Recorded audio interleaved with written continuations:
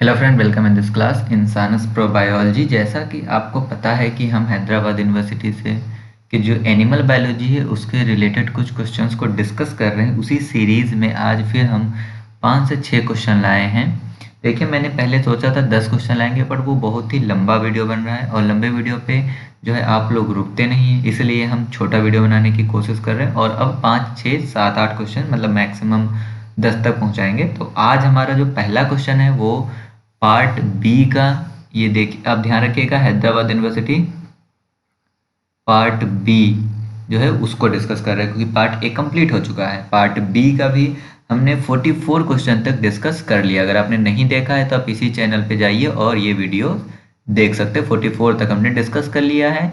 जो भी student net gate या टिफर की तैयारी कर रहे हैं उन सभी बच्चों के लिए ये वीडियो बहुत ही इम्पोर्टेंट है। बिकॉज अगर आप हमसे ये पूछे सक्सेस का रीजन, मतलब आप कैसे सक्सेस हो सकते हैं किसी भी एग्जाम में, तो इसके पीछे एक ही आंसर है। जितना ज़्यादा से ज़्यादा आप क्वेश्चन को डील करेंगे वो उतना ही ज़्यादा आपका रैंक इंक्रीज करने में हेल्प करेगा। तो आप क्वेश्चन डील कीजिए। ये क्वेश्चन जो है आपका पीएचडी एंट्रेंस एग्जाम के लेवल का है, तो ये आपको जरूर हेल्प देगा अगर आप किसी भी एग्जाम की तैयारी कर रहे हैं। दूसरा, ये जो हम डिस्कस आपसे कर रहे हैं ये आपको कहाँ पे हेल्प दे सकता है, ये यहाँ भी आपको हेल्प देगा। जैसे कि आप जो ऑप्शंस है उसको एलिमिनेट कैसे करते हैं, तो इस चीज में भी आपको ये हेल्प करेगा। तो देखिए, क्वेश्चन नंबर फर्स्ट क्या कह रहा है कि बैक्टीरियल टॉक्सिन दे रखा कॉलम ए में और इसका इफेक्ट दे रहा कॉलम बी में। तो हमें जो है मैच कराना है। अब यहाँ पे आपको सिर्फ अगर एक भी पता है तो आप इसे इजीली क्रैक कर लेंगे। जैसे पहला जो है वो आपका दे रखा बाटुलिज्म टॉक्सिन। देखिए, अब ये आपको यहाँ भी याद रखना है। अगर आपने थोड़ा भी बायोलॉजी पढ़ी है तो आपको पता होगा कि बाटुलिज्म जो होती है यह एक न्यूरोटॉक्सिन है। न्यूरोटॉक्सिन है,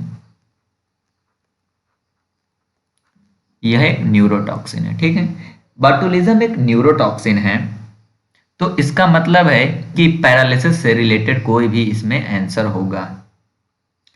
अगर आप यहाँ पे ऑप्शंस को ध्यान से देखें तो एक ए जो है पैरालिसिस आपका दो ही जगह दे रखा है, एक ए में दे रखा और एक आपका सी में दे रखा। सिंपल सा, ये बहुत ही इजी था, इसमें कोई भी कंफ्यूजन नहीं था। यहाँ पे देखिए कोई भी ए के साथ ऑप्शन ही नहीं दे रखा है, मतलब ये तीनों एलिमिनेट हो जाएंगे। करेक्ट आंसर आपका 1 होगा। क्यों करेक्ट ऑप्शन 1 होगा? क्योंकि यहाँ पे ए के साथ और कोई, मतलब अगर ए के साथ सी और ए का कॉम्बिनेशन दिया होता तो थोड़ा डिफिकल्ट था, बट यहाँ ए के साथ सी के अलावा ए का कॉम्बिनेशन दिया ही नहीं है। तो ये सीधा सीधा क्वेश्चन था कि बाटुलिज्म टॉक्सिन जो होता है वो क्या कराएगा आपका फ्लैसिड पैरालिसिस। Flaccid paralysis. अब एक टर्म आपको समझना है कि फ्लैसिड पैरालिसिस क्या होता है। तो एक न्यूरोलॉजिकल डिसऑर्डर है या एक न्यूरोलॉजिकल कंडीशन है। इसमें क्या होता है, जो आपका न्यूरोट्रांसमीटर्स होता है वो न्यूरोमस्कुलर जंक्शन पे रिलीज होने से का नहीं हो पाता, उसका ब्लॉक हो जाता है। देखिए आपका क्या होता है, जब न्यूरोमस्कुलर जंक्शन होता है, समझिए कि जैसे हमने कहा ये आपका एक्सॉन टर्मिनल है और यहाँ पे आपका ये मसल लेयर है। तो इसके बीच का जो जंक्शन है, इस जंक्शन को बोलते हैं हम न्यूरो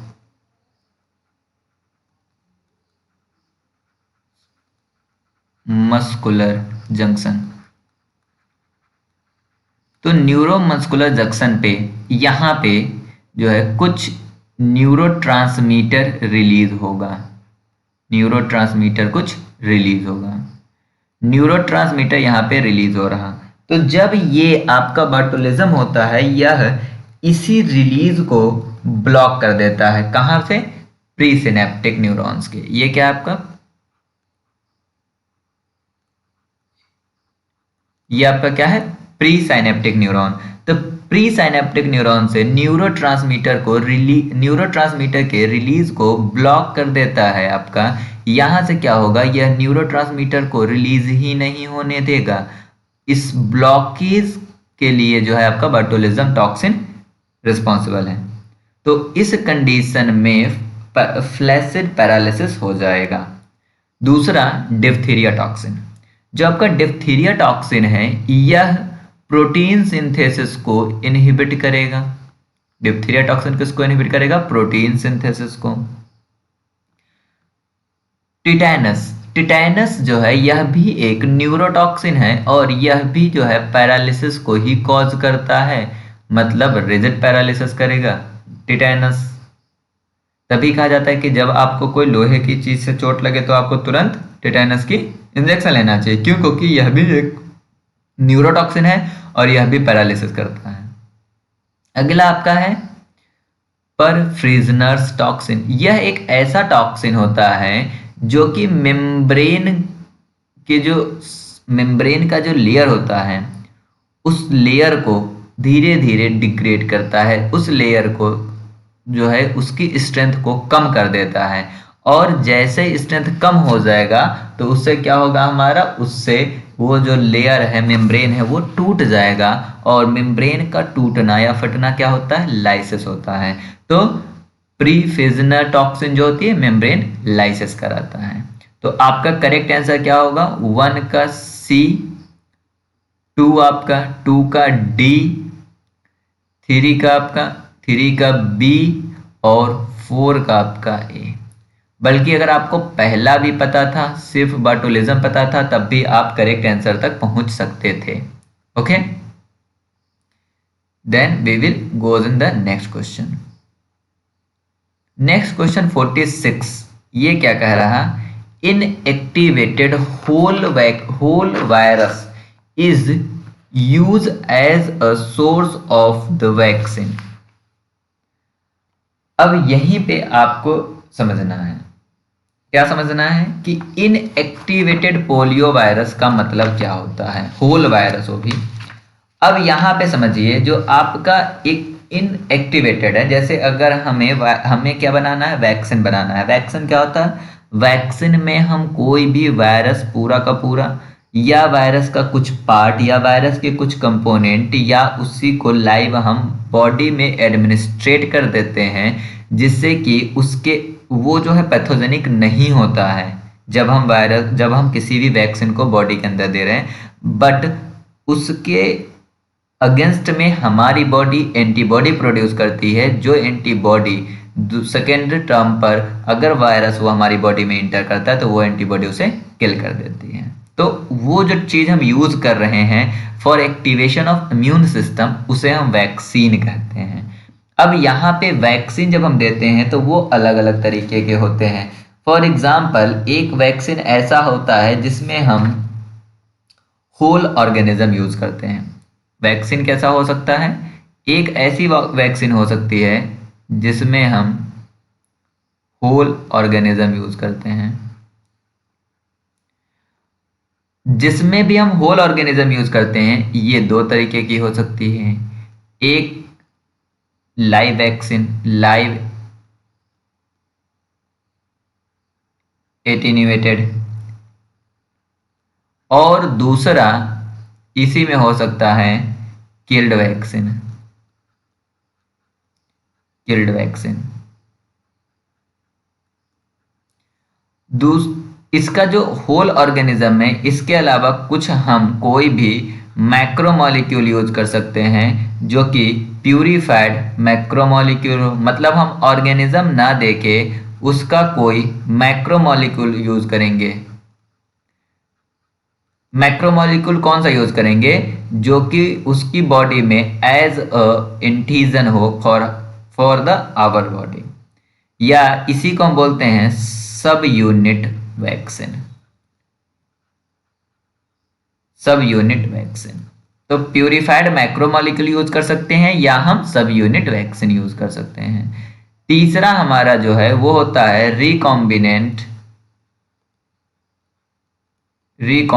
वैक्सीन। अगर आपको वैक्सीन पे वीडियो चाहिए तो आपको क्या करना होगा? इस चैनल पे सब्सक्राइब आपको 1000 के ऊपर करना होगा। जिस दिन आपका 1000 के ऊपर सब्सक्रिप्शन हो जाता है सब्सक्राइब हो जाएगा उस दिन हम आपको वैक्सीन के ऊपर स्पेशल एक वीडियो बना के देंगे, याद रखिएगा। तो 1000 के ऊपर सब्सक्राइब कीजिए। अगर वीडियो पसंद आए तो वीडियो को लाइक कीजिए, चैनल को सब्सक्राइब कीजिए। जो आपका ये क्वेश्चन पूछा गया है, ये क्वेश्चन आपको पूछा गया है यहाँ से, inactivated whole virus. Inactivated whole virus मतलब किल्ड वायरस की बात हो रही है, वो इनएक्टिवेटेड नहीं है। तो जब इनएक्टिवेटेड, जैसे होल ऑर्गेनिज्म में बात करें तो लाइव एटीन्यूएटेड हो गई, और एक हो गया आपका इनएक्टिवेटेड किल्ड वायरस। तो ये जो इनएक्टिवेशन होता है किल्ड वायरस का, उसको हम उसके लिए जो है दो चीज यूज कर सकते हैं मारने के लिए। पहली चीज है रेडियो रेडियो रेडियो वेव से हम क्या करें, ट्रीटमेंट दें, और इसे हम क्या बोलेंगे, रेडिएशन ट्रीटमेंट। रेडियो वेव से हम ट्रीटमेंट दें, इसे हम रेडिएशन बोलेंगे, जिसमें हम मैक्सिमम गामा रेडिएशन यूज करेंगे। दूसरा एक है किल करने का तरीका, वो क्या है, केमिकली।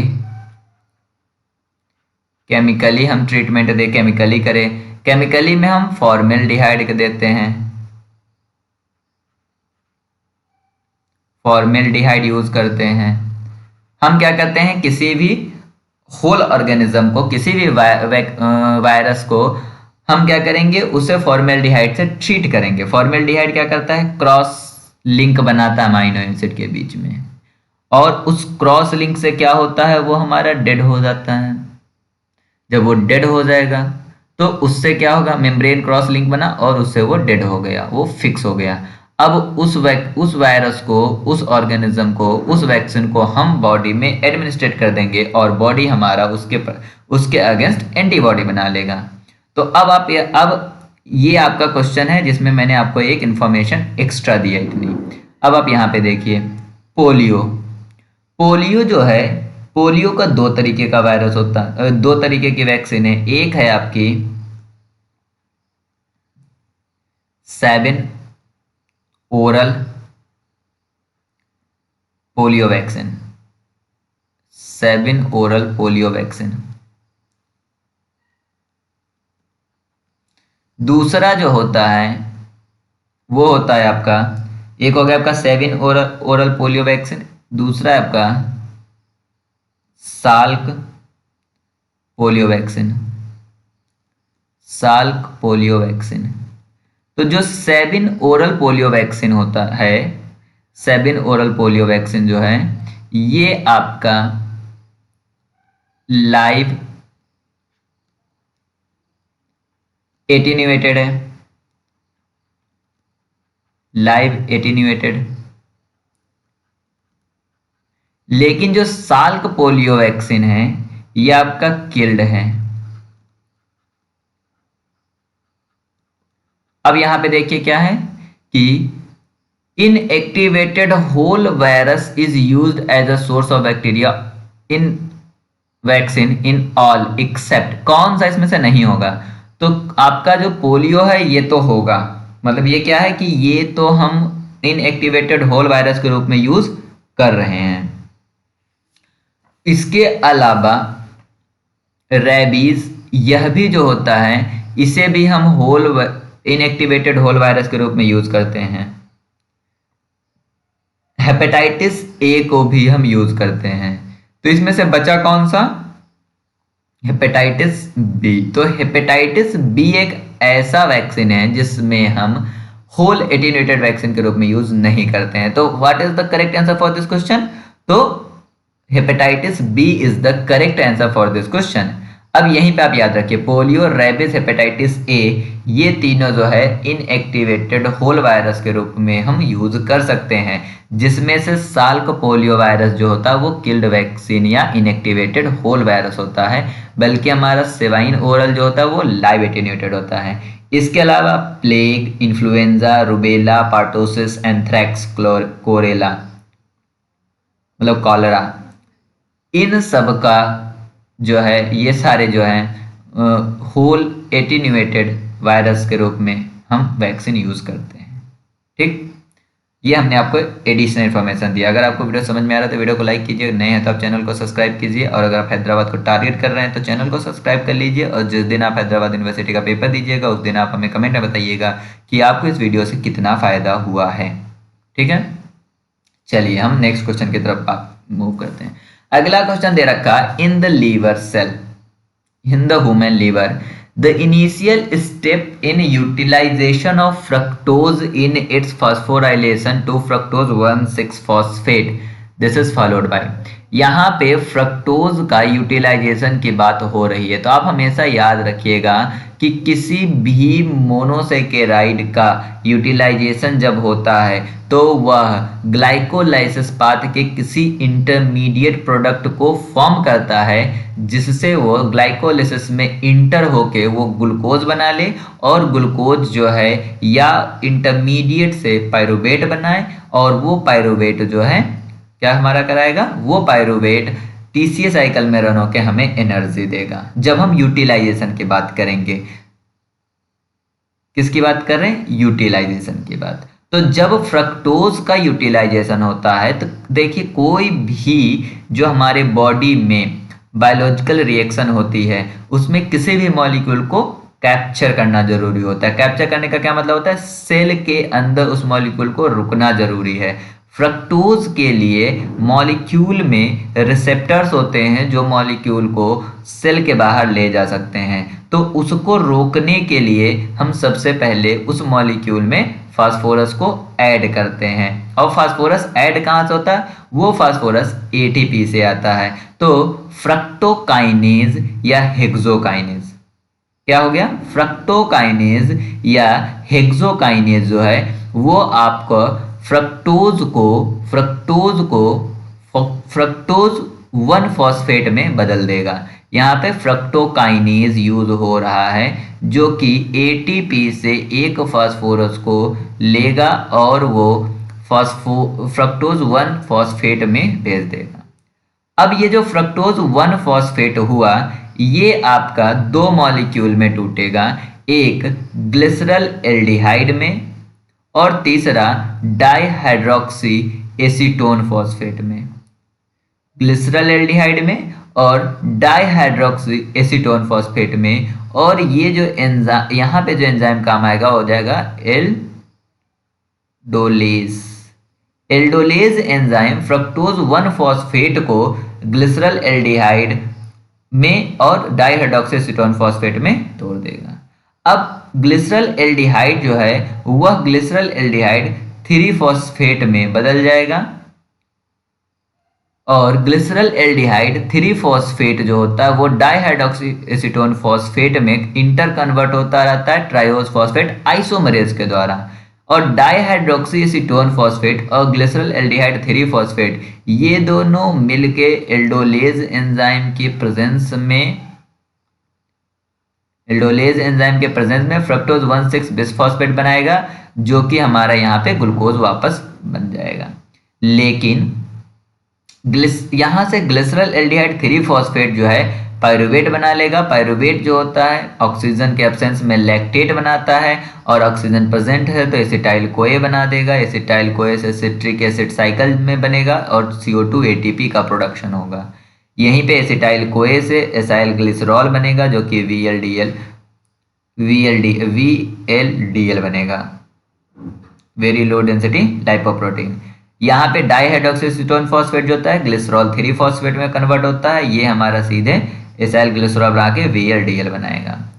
ठीक है, तो आपका क्वेश्चन, अब हम चलते हैं क्वेश्चन पे। आपका क्या कह रहा था, क्वेश्चन में आपका कह रहा है कि फ्रक्टोज 1 फॉस्फेट जो है वो उसके बाद रिएक्शन क्या होगा। तो आपका क्या है कि फ्रक्टोज 1 फॉस्फेट क्लीव हो रहा, किस में हो रहा, ग्लिसरल एल्डिहाइड में और डाइहाइड्रोक्सी एसीटोन फॉस्फेट में। तो करेक्ट आंसर क्या होगा आपका, answer number B, cleavage of fructose 1 phosphate to form the glyceral aldehyde और डाइहाइड्रोक्सी एसीटोन फॉस्फेट। अगर आपको बायो एनर्जेटिक्स पे वीडियो चाहिए तो आप चैनल को सब्सक्राइब कीजिए, बेल आइकन को हिट कीजिए, क्योंकि हम आपको पूरी बायोकेमिस्ट्री पढ़ाएंगे। रियली आप बिलीव कीजिए, जिस दिन हम आपको बायोकेमिस्ट्री पढ़ाएंगे उस दिन आप उसके बाद आपके कंसेप्ट एक अलग ही लेवल के क्लियर होंगे, इसकी मैं गारंटी देता हूँ। जिस दिन भी मैं बायोकेमिस्ट्री पढ़ाऊंगा। तो जितनी जल्दी आपको बायोकेमिस्ट्री चाहिए उतनी जल्दी आपको चैनल पे जो चैनल है उसको मैक्सिमम सब्सक्राइब करना है, अपने दोस्तों के साथ शेयर भी करना है। आपको दूसरा, इसी चैनल पे मैं इकोलॉजी शुरू कर चुका हूँ, तो आप इकोलॉजी के वीडियोस भी देखिए, उससे भी आप अपने कंसेप्ट को मजबूत कीजिए, क्योंकि इंसानी प्रोबायोलॉजी का मोटो क्या है, strengthening the root of biology. तो आपको बायोलॉजी में अपने रूट को बहुत ही मजबूत करना है, किसके साथ, इंसानी प्रोबायोलॉजी के साथ। अगला क्वेश्चन क्या है 48, which one of the following is non organ specific auto immune disease. यहाँ पे यही एक मोस्ट इंपॉर्टेंट टर्म है, नॉन ऑर्गन स्पेसिफिक। अब अगर आप इसको ध्यान से देखेंगे तो सबसे पहले है हाशिमोटो थायरॉयडाइटिस। ये जो होता है इसमें साफ साफ यही टर्म लिखा है थायराइड, तो ये तो मतलब है कि ये थायराइड हार्मोन से रिलेटेड है, तो ये तो ऑर्गन स्पेसिफिक हो गया। जब ऑर्गन स्पेसिफिक हो गया तो इसको हटा दे देंगे हम। इंसुलिन डिपेंडेंट डायबिटीज मिलेटस, ये जो है हमारा बीटा सेल पेनक्रियास से रिलेटेड है, इसको भी हटाइए।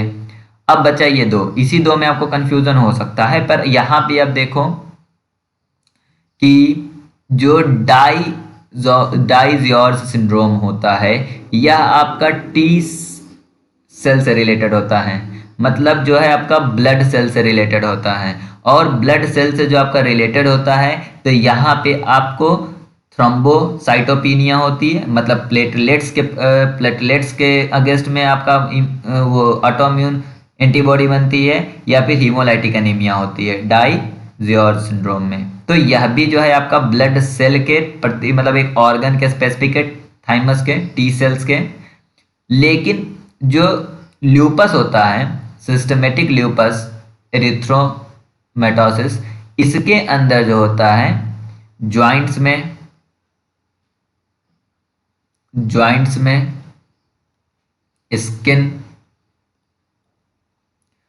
Skin kidney and blood cell. मतलब क्या है कि ये मल्टीपल कंपोनेंट अपने पास रखा है, मल्टीपल ऑर्गन रखा है, जैसे स्किन हो गया, किडनी हो गया, ब्लड हो गया। यहाँ पे क्या था, नॉन ऑर्गन स्पेसिफिक, तो यहाँ पे यही इसका करेक्ट आंसर है, क्योंकि इसमें एक ऑर्गन स्पेसिफिक नहीं है बल्कि मल्टीपल ऑर्गन इन्वॉल्व है। बाकी सभी में, इसमें थायराइड था वो एक था, इसमें आपका पेनक्रियास था ये भी एक था, और ये आपका क्या था, ब्लड सेल से था, तो ये भी आपका सेम एक ही था। चलिए हम अगला क्वेश्चन की तरफ मूव करते हैं। इसमें क्या है, the mid blastula transition is the stage in animal development. अब यहां पे क्वेश्चन है कि मिड ब्लास्टुला स्टेज क्या होता है। देखिए, जब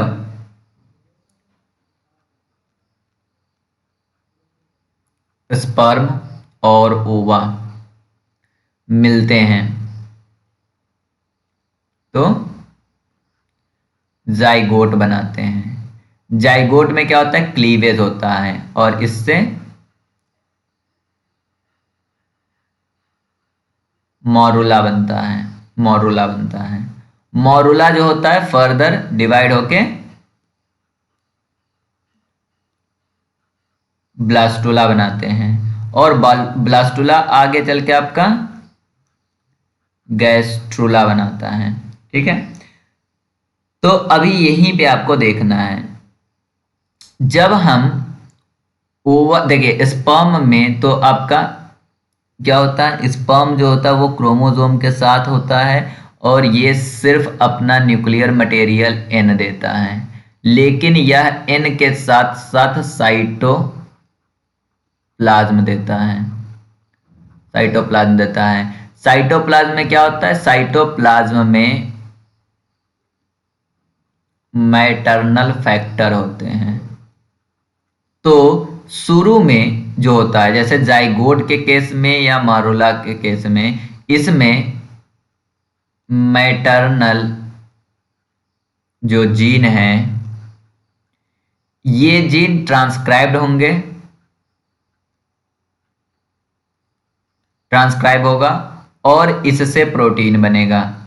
तो ग्रोथ जो होता है मैटरनल जीन पे डिपेंड करता है। मारुला के बाद ब्लास्टुला बनता है, तो ब्लास्टुला तक तो यही होता है आपका, ब्लास्टुला में भी होता है, पर ब्लास्टुला जब मिड में चला जाता है तो, और गैस्ट्रुला स्टार्ट होने से पहले मैटरनल जीन जो होता है इसका एक्सप्रेशन रुक जाता है और पूरा डेवलपमेंट कंट्रोल जो होता है वो आपका किस पे आ जाता है, जाइगोटिक जीन पे। मतलब अब मिड ब्लास्टुला, ब्लास्टुला के बाद जो गैस्ट्रुला बनेगा तो यहाँ पे आपका मैटरनल ना होके जाइगोटिक जीन का एक्सप्रेशन होगा, इसका जो होता है ट्रांसक्रिप्शन होगा और इससे प्रोटीन बनेगा। मतलब क्या है कि डेवलपमेंट जो होगा वो मैटरनल कंट्रोल की बजाय जाइगोटिक या ओन कंट्रोल, ओन जीन के कंट्रोल में चला जाएगा। तो यहाँ पे आपको एक ग्राफ दिखाया गया है कि जब एक सेल होता है तो मैटरनल mRNA का एक्सप्रेशन होता है और धीरे धीरे जब ब्लास्टुला स्टेज तक जाता है तो मैटरनल का कम होने लगता है और ब्लास्टुला जब होता है मिड में पहुंचता है ब्लास्टुला, तब यहाँ से देखिए तब आपका जाइगोटिक जीन का mRNA का एक्सप्रेशन शुरू हो जाता है और गैस्ट्रुला में आपका जाइगोटिक जीन का एक्सप्रेशन हो रहा है। तो ये जो आपका ट्रांसिशन है मिड का जो ट्रांसिशन है, इस ट्रांसिशन पे क्या हो रहा, जाइगोटिक जीन का एक्सप्रेशन बिगिन हो रहा। तो mid blastula transition is a stage of animal development when the transition of zygotic genes begin. या ये कह सकते हैं कि पूरे डेवलपमेंट में जिस भी पॉइंट पे जाइगोटिक जीन का ट्रांसक्रिप्शन शुरू होता है उस फेज को, उस स्टेज को हम मिड ब्लास्टुला ट्रांसिशन स्टेज कहते हैं। ओके, आई थिंक आपको समझ में आया होगा। We will move in the next question, and the next question is the 50 and the last question for today class. तो जो आपका 50 नंबर है इसमें आपका है कि which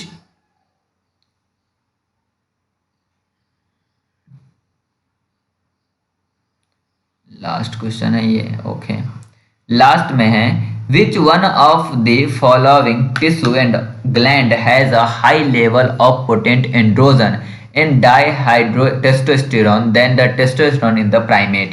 अब यहाँ पे पहला ऑप्शन है टेस्टिस। टेस्टिस के अंदर स्पर्मेटोजेनेसिस का प्रोसेस होता है और स्पर्मेटोजेनेसिस अगर है तो टेस्टोस्टेरोन लेवल सबसे ज्यादा होगा, मतलब ये तो आंसर नहीं होगा।